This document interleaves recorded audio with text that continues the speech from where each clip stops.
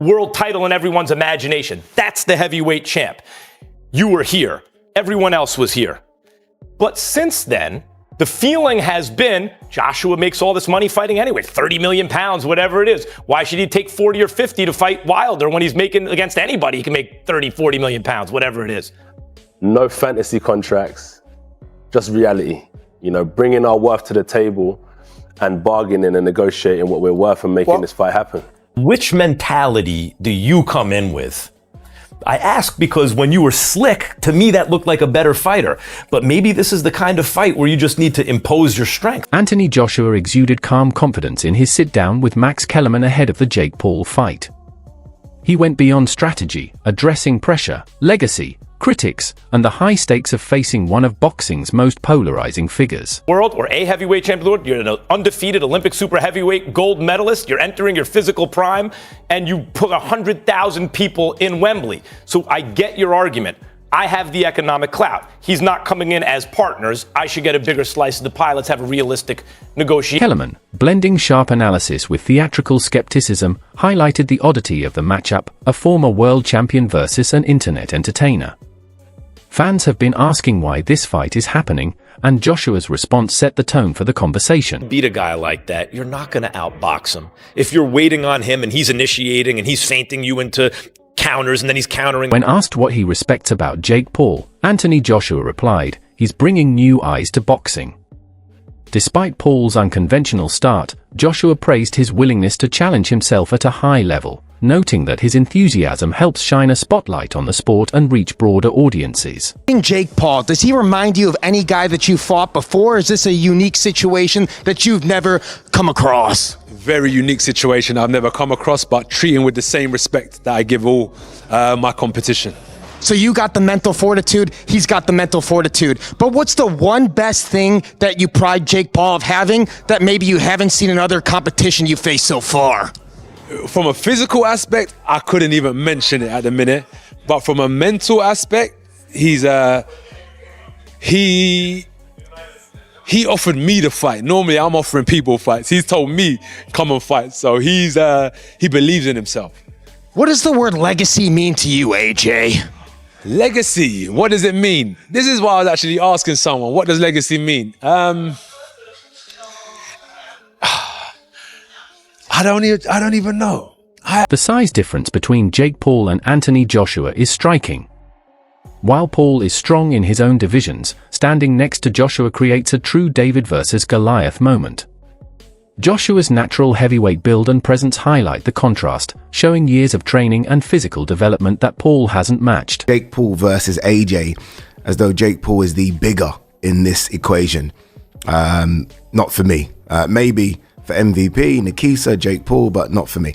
I've kind of marked it or titled it David versus Goliath just because of the size difference. Like, Jake Paul's a big guy. He is. He's 6'1", 220.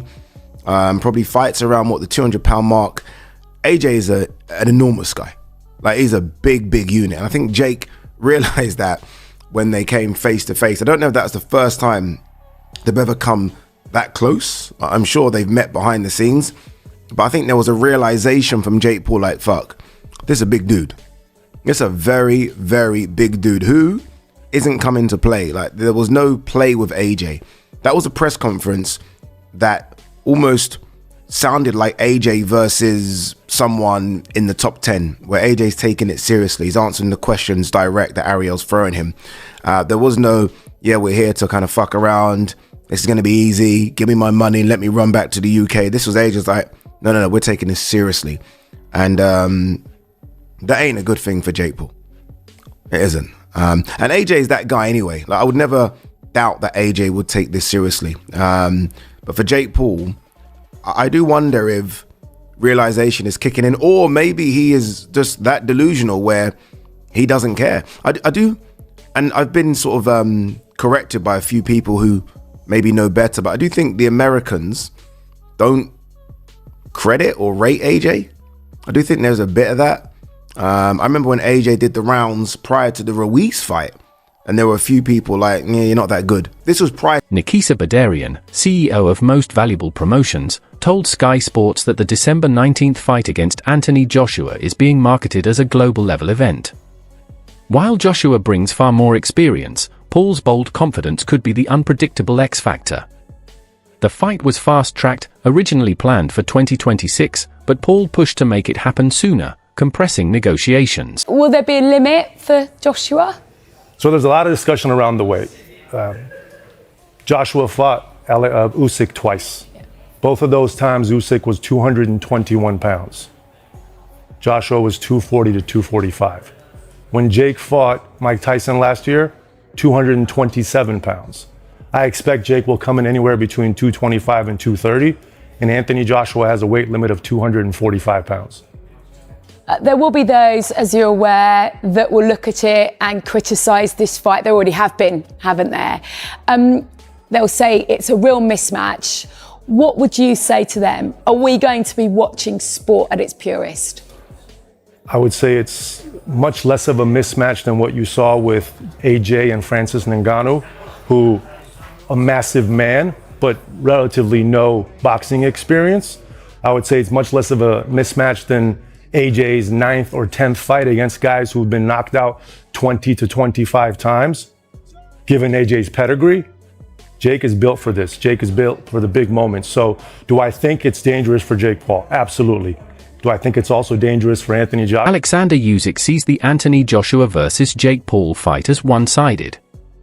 He compared Joshua to a Rolls-Royce and Paul to a Fiat, highlighting the vast gap in fundamentals, experience, and physical readiness. Usyk warns that Paul is taking a serious risk facing a seasoned heavyweight like Joshua. Anthony Joshua is Olympic champion. First. Jake Paul, it's sportsman, YouTuber, showman. Rolls-Royce, Fiat. Listen, it's true. I'm not. Oh my god. I have nothing better in mind. Yeah. It's just true. It's business, more money. Only this. So we need to pray for Jake Paul.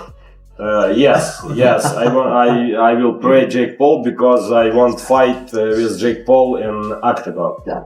Do you think that Joshua should be fighting Tyson Fury next year?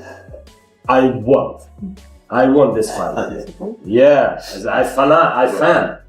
Olympic boxer Tony Jeff offered a different perspective, emphasizing that Jake Paul shouldn't be underestimated. With access to elite trainers, conditioning coaches, sports psychologists, nutritionists, and top sparring partners, Paul can build a world-class camp.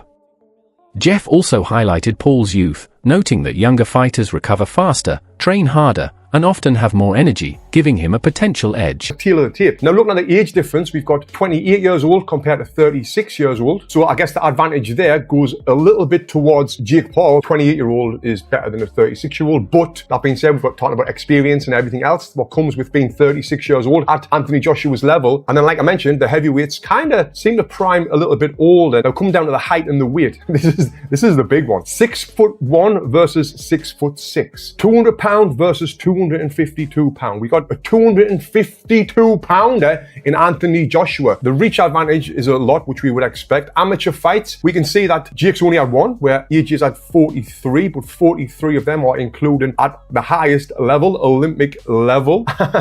And yes, he won the Olympic bloody gold medal, if I don't need to remind you. Then the pro record, Jake Paul has had 13 fights, lost one. AJ has had 28 fights and he's lost 4 with 25 KOs. And the one person that Jake Paul lost to was Tommy Fury. Now, can we compare Tommy Fury with Anthony Joshua?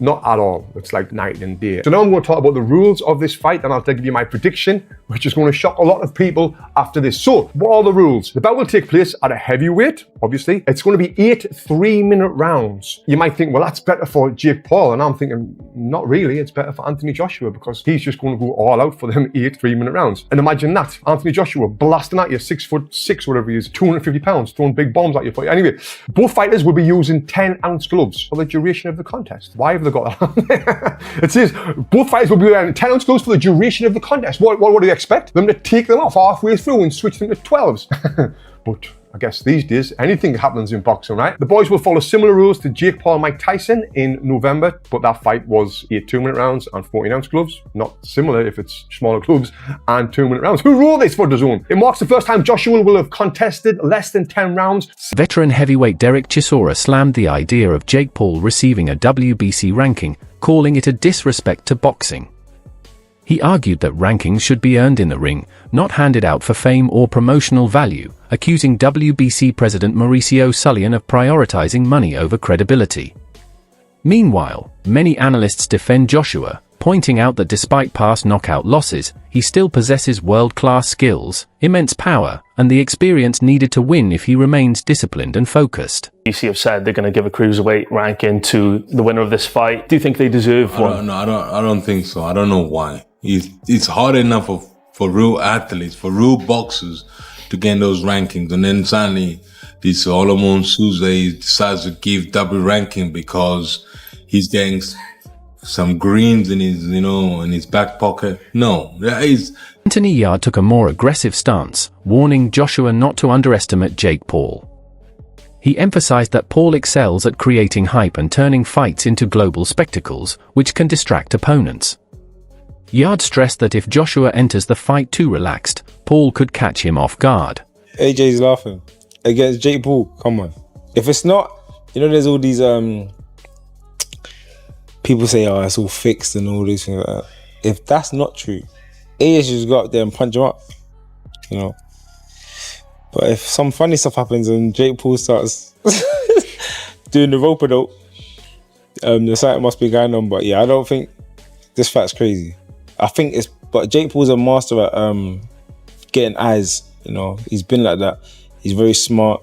No one cares if he loses. He's meant to lose, and they both make so much. Former UFC contender turned boxer Darren Till backed Jake Paul, calling reports of the Joshua fight being close hypocritical, and criticized Saudi promoter Turki El-Sheikh.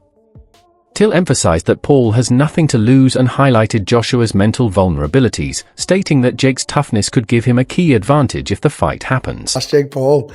Anthony Joshua, as much as he's a monster, he's got a weak mind, hasn't he? So Jake could end up getting into it because Jake's got everyone eating out the palm of his hand. He's a very clever man. So you really think he's got a chance? Why wouldn't he have a chance? Look how confident he is. Mate, come on.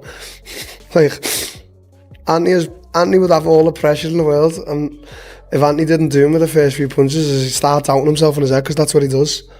But no, Anthony should win, shouldn't he? But what do you make of Tyson Fury saying that he's going to put $1 million bet on Jake winning by knockout? Tyson to leg it, lad. He's retired about 50 times. What's he on about, mate? Just tell him to leg it, and I love him. If he walked in here, I'd obviously... At one point, you were good friends. I'm still good friends, but obviously if he walked in here, I'd act like I'm not talking about him, but then on the camera I'm talking, Is this not what we're on? Fair enough. Is everyone not fake, or no? We all... What are we on here? Are we all acting like we don't hate each other? Like, come on.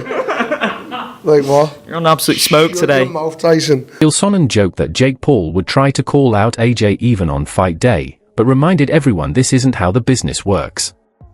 Sonnen explained that Jake is funding nearly everything, from press events to promotions, so he carries the financial pressure and can't make last-minute changes. He stressed that Jake created this path himself, which comes with responsibility.